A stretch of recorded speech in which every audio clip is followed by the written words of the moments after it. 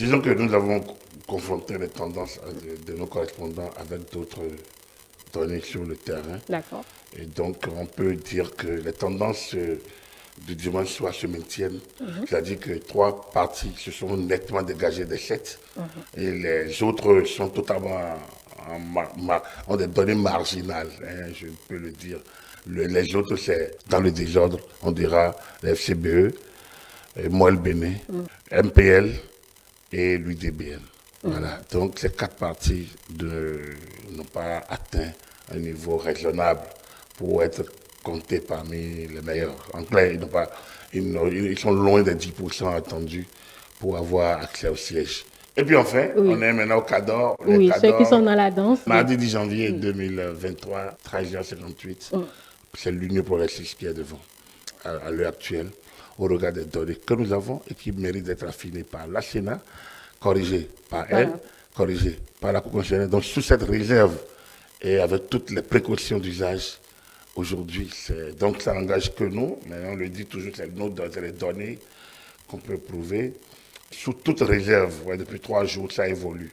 Donc, nous n'avons pas toutes les données. Je prends toutes les précautions en disant nous ne les avons pas. Mais les données que nous avons le devoir d'informer. Donc, après les avoir compilées, vérifiées auprès d'autres, donc ce n'est plus nécessairement nos correspondants.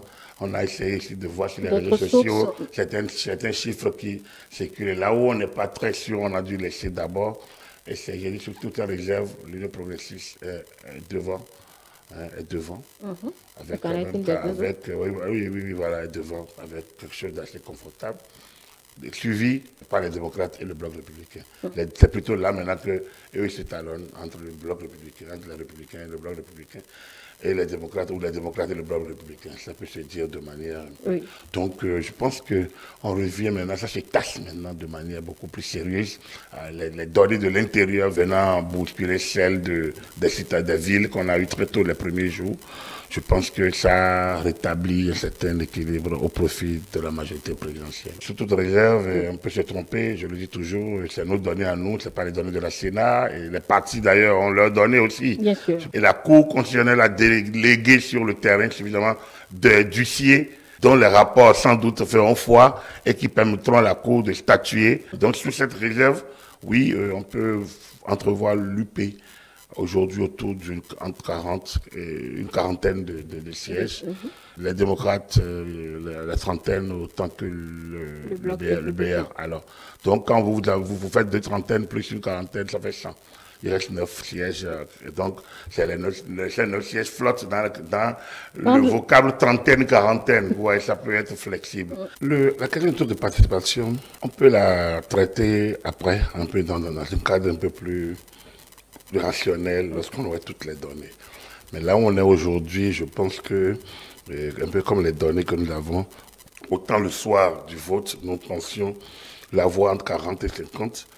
Autant aujourd'hui, on fait marche en arrière. Je pense que c'est vraiment plus... C'est encore plus bas. C'est plus bas qu'on ne le pensait. Vous voyez, il y a des endroits où c'est quand même bas. La 5e, par exemple, les données sont suffisamment bas et on rabaissé le quotient électoral. Il va falloir un discours qui rebooste, qui booste l'électeur. C'est vrai. Même si à 1%, nos élections vont être validées parce qu'il n'y a pas de seuil de validation. Donc je dis aujourd'hui, sous toute réserve, aujourd'hui sous toute réserve, ce que diront les organes habilités, la Sénat et la Cour constitutionnelle, je pense que nous sommes autour de 30%. On est à 30%, ça peut dépasser un peu les 30%.